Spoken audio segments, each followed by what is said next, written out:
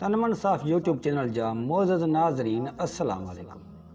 जियां त असांजी कुछ वक्त खां या भरपूर कोशिश हुई त अवां ताईं अहिड़ा वीडियोज़ अहिड़ो मवाद पहुचायूं जेको यकीनन काराइतो मुफ़ीद ऐं लाभाइतो हुजे। उन सिलसिले में सीनियर ऐं बाशऊर दोस्तनि सां मुलाक़ातूं बहस मुबाहिसा थींदा रहिया। तहक़ीक़ खोजना जारी रही। उन्हनि कोशिशुनि ऐं तहक़ीक़ जे नतीजे में उन्हनि सीनियर ऐं बाशऊर दोस्तनि जे रहनुमाई करण जे सबबि नेठ सां उन अनमोल क़ीमती ऐं नायाब ख़ज़ाने ताईं रसाई हासिलु करण में कामयाब थी वियासीं, जेको अनमोल ख़ज़ानो असां अव्हां ताईं वीडियोज़ जे सूरत में पहुचाईंदासीं। उहे सिर्फ़ु वीडियोज़ न हूंदा, पर वीडियोज़ जे सूरत में हिकु अहिड़ो कामयाबीअ जो तीर हूंदो जेको कॾहिं बि ख़ता न थींदो, गुसंदो न। उहो पंहिंजे टारगेट खे ज़रूरु हिट कंदो, उहो पंहिंजे मंज़िल ते ज़रूरु पहुचंदो ऐं ज़रूरु कामयाबी हासिलु कंदो। मोअज़्ज़ज़ नाज़रीन, असां तमामु घणो पुरजोश ऐं उतावला हुआसीं त उहे क़ीमती नायाब वीडियोज़ जल्द खां जल्द अव्हां ताईं पहुचाइजनि, लेकिन असांजे सीनियर ऐं बाशऊर दोस्तनि जो इहो मशवरो आहे त उन खां अॻु जो असां उन अज़ीम सिलसिले जे तरफ़ हलूं जिते कामयाबी, ख़ुशहाली, नओं समाज, नवां ख़्वाब, यकीनी फ़तह असां सभिनी जी मुंतज़िर आहे। पहिरियां ई हिकु नंढड़ी ट्रेनिंग थियणु घुरिजे।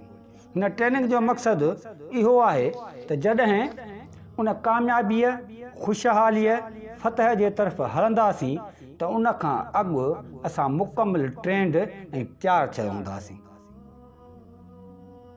उहे सभु कमियूं, कोताहियूं ऐं ख़ामियूं घणे हद ताईं असां मां दूर थी चुकियूं हुजूं जेके असांजे कामयाबीअ ऐं फ़तह जे रस्ते में रुकावट विझण जी कोशिश कंदियूं। किसो मुख़्तसिर पंहिंजे ॻाल्हि खे सहेड़ियां ऐं वाज़िहो करियां त असां अव्हां जे ख़िदमत में ॿ नवां सिलसिला शुरू करे रहिया आहियूं। उन्हनि सिलसिलनि जा वीडियोज़ इंशा अल्लाह अव्हां खे यकीनी कामयाबी, ख़ुशहाली ऐं फ़तह जे मंज़िल ते पहुचाईंदा। चाहे अव्हां ज़िंदगीअ जे कहिड़े बि शोबे सां तालुक़ु रखंदा हुजो, हीअ वीडियोज़ हर उमिरि जे, हर तबिके जे, हर माण्हूअ लाइ यकसां हिकु जेतिरा मुफ़ीद हूंदा। पहिरें सिलसिले जो नालो आहे टाल मटोल टारण जी आदत। हीउ पहिरियों सिलसिलो, जंहिंखे अव्हां ट्रेनिंग बि चई सघो था, इंतिहाई कारआमद ऐं मुफ़ीद आहे। असांजे ज़िंदगीअ जे नाकामियुनि में इन टाल मटोल टारण सुभाणे कंदुसि, करे वठिबो, कंदासीं, ॾिठो वेंदो जहिड़नि लफ़्ज़नि, सोचनि ऐं ख़्यालनि जो वॾो किरदारु आहे। हिन सिलसिले जो उनवान हर वीडियो ते साॻियो रखिबो, सिर्फ़ु वीडियो जो सीरियल नंबर तब्दील कबो। अव्हां हिन सिलसिले जा समूरा वीडियोज़ सीरीज़ वाइज़ दिलि जे कननि सां ॿुधो, सम्झो, महसूसु करियो। उन खां पोइ असां पंहिंजे ॿिए क़ीमती, नायाब ऐं अहम सिलसिले जे तरफ़ हलंदासीं, जंहिं सिलसिले जो नालो उनवान हूंदो यकीनी कामयाबीअ जा न गुसंदड़ उसूल ऐं तरीक़ा। आख़िर में अव्हां सभिनी मोअज़्ज़ज़ नाज़रीन जे ख़िदमत में इहो अर्ज़ु त असांजे चैनल खे लाइक करियो, कमेंट करे पंहिंजी राय ऐं असांजे रहनुमाई जी इनायत करियो। असांजा वीडियोज़ शेयर करियो ऐं चैनल खे सब्सक्राइब करे घंटीअ जे बटण खे टच करियो त जीअं असांजो हर वीडियो अव्हां ताईं पहुची सघे।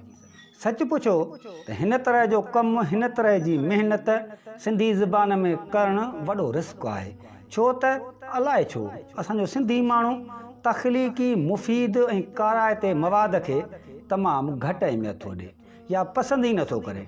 लेकिन उन उमेद सां हीउ काराइतो मुफ़ीद अमल शुरू करे रहिया आहियूं त अॼु जो सिंधी माण्हू, ख़ासि करे सिंधी नौजवान, काफ़ी हद ताईं बाशऊर ऐं मेच्योर थी चुको आहे ऐं यकीनन असांजे हिन प्यार जे पोरे खे क़दुर जे निगाह सां ॾिसी हिमत अफ़ज़ाई कंदो। त इंशा अल्लाह मिलंदासीं तमामु जल्द सिलसिले टाल मटोल टारण जी आदत जे पहिरें वीडियो सां। तेसि ताईं उन अज़ीम लफ़्ज़नि ऐं आफ़ाक़ी नज़रिए सां अलविदा त अल्लाह पाक उन क़ौम जी हालति एसि ताईं नथो बदिले जेसि ताईं उहा क़ौम पंहिंजी हालति पाण नथी बदिले। अल्लाह हाफ़िज़।